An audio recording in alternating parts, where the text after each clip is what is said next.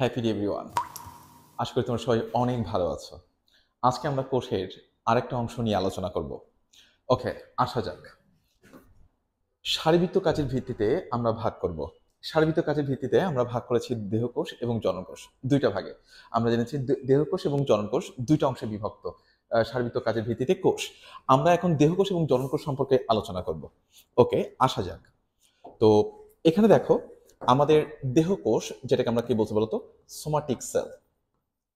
Somatic sell, right? আরেকটা হচ্ছে কি বলতো? Gametic sell. ওকে, তো এই যে একটা সোমাটিক সেল, আরেকটা হচ্ছে কি বলতো? Gametic gametic sell. তো খুবই ভালো কথা। আমরা এটাকে কি বলতে পারি বলতো? এই যে গ্যামেটিক সেল আর একটা হচ্ছে সোমাটিক সেল। তাহলে দেখো দেহকোষ, তাহলে আমরা এটাকে বলতে পারি দেহ গঠনকারী কোষকে আমরা কি বলবো বলতো? দেহকোষ। আমরা যদি এটাকে কি বলতে পারি? দেহ গঠনকারী কোষ।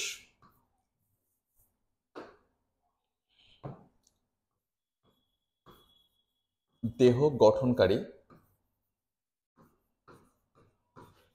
দেহ গঠনকারী কোষকে কোষকে দেহকোষ বলে। দেখো, এই যে দেহ গঠনকারী কোষকে কি বললাম, আরেকটা হচ্ছে কি প্রজননে বা জননে। প্রজননে বা জননে অংশগ্রহণকারী কোষকে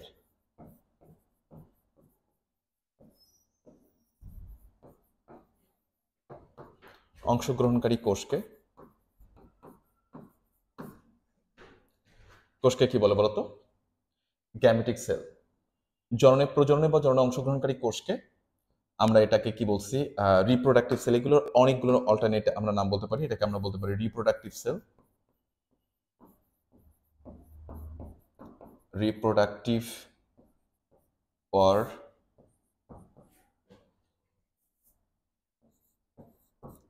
সেল, বা তুমি এটাকে কি বলতে পারো? জার্ম সেল বা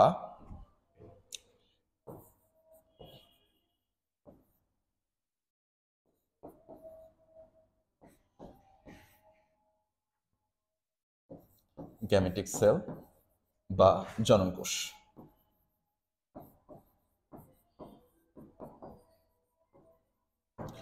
দেখো, এই যে দেহকোষ, দেহ গঠনকারী কোষকে আমরা কি বলছি বলতো? দেহকোষ। আর প্রজননে বা জননে অংশগ্রহণকারী কোষকে আমরা কি বলছি বলতো? রিপ্রোডাক্টিভ সেল, জার্ম সেল, অথবা আমরা গ্যামেটিক অথবা জনন কোষ আমরা বলছি। তো এই জায়গাটাকে আমাদেরকে একটু মাথায় রাখতে হবে। ঠিক আছে, আমরা এখানে কি বলছি? এখানে দেখো, এখানে আমরা কি বলছি? গ্যামেটিক সেল বা রিপ্রোডাক্টিভ সেল অথবা জার্ম সেল। এখন ব্যাপারটা হচ্ছে এই যে জননকোষ বা দেহকোষ, এটা কাদের থাকবে বলতো? বহুকোষী জীবদের ক্ষেত্রে। কিন্তু আমরা এটা বহুকোষীদের ক্ষেত্রে দেখে থাকি। দেহ কাদের গঠিত হয়? বহুকোষী জীবদের গঠিত হয়। এককোষী জীবদের ক্ষেত্রে কিন্তু দেহ গঠিত হয় না, এবং তাদের ক্ষেত্রে জনন অঙ্গও গঠিত হয় না। সুতরাং আমরা এককোষীদের ক্ষেত্রে, যেহেতু এককোষী মানে কি একটি কোষ দ্বারা গঠিত জীবদেহ, সুতরাং তাদের ক্ষেত্রে কিন্তু এটা প্রশ্নই আসে না।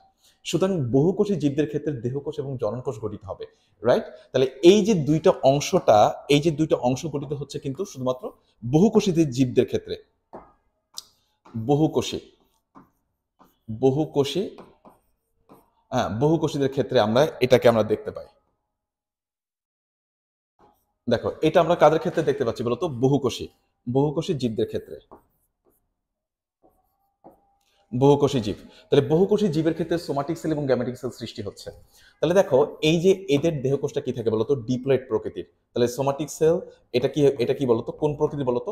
ডিপ্লয়েড প্রকৃতির। ডিপ্লয়েড ডিপ্লয়েড প্রকৃতির।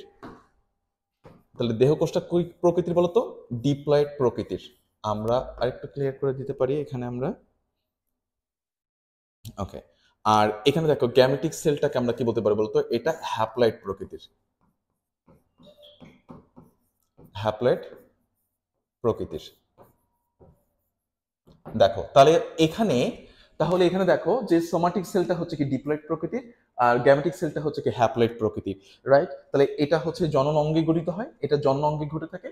আর এটা এটা হচ্ছে তোমার কি দেহ গঠন করে থাকে, তাই না? জনন অঙ্গে এই যে মিউসিস কোষ বিভাজনের মাধ্যমে তোমার গ্যামেটিক সেল তৈরি হয়। তো এখানে আরেকটা পদ্ধতি আমরা বলতে পারি, এখানে কোন ধরনের কোষ বিভাজন আমরা দেখতে পাই? এখানে আমরা মূলত যেটা হচ্ছে সেটা মিউসিস কোষ বিভাজন। আমরা একটু অনেক বেশি লিখে ফেলেছি, আমরা কিছুটা ক্লিয়ার করব। এখানে একটু ক্লিয়ার করব। এখানে আমাদের কোন ধরনের কোষ বিভাজন দেখতে পাই? আমরা এখানে যেটা সোমাটিক সেলে যে কোষ বিভাজনটা হয়ে থাকে সেটা মাইটোসিস কোষ বিভাজন ঘটে। কি ঘটে বলতো? মাইটোসিস কোষ বিভাজন। মাইটোসিস কোষ বিভাজন। মাইটোসিস কোষ বিভাজন ঘটে থাকে। মাইটোসিস কোষ বিভাজন ঘটে থাকে। এবার দেখো গ্যামেটিক সেলে আমরা কোন ধরনের কোষ বিভাজন আমরা দেখতে পাই? গ্যামেটিক সেলের যে কোষ বিভাজনটা আমরা যেটা দেখতে পাই সেটা হলো মিওসিস কোষ বিভাজন। মিওসিস কোষ বিভাজন।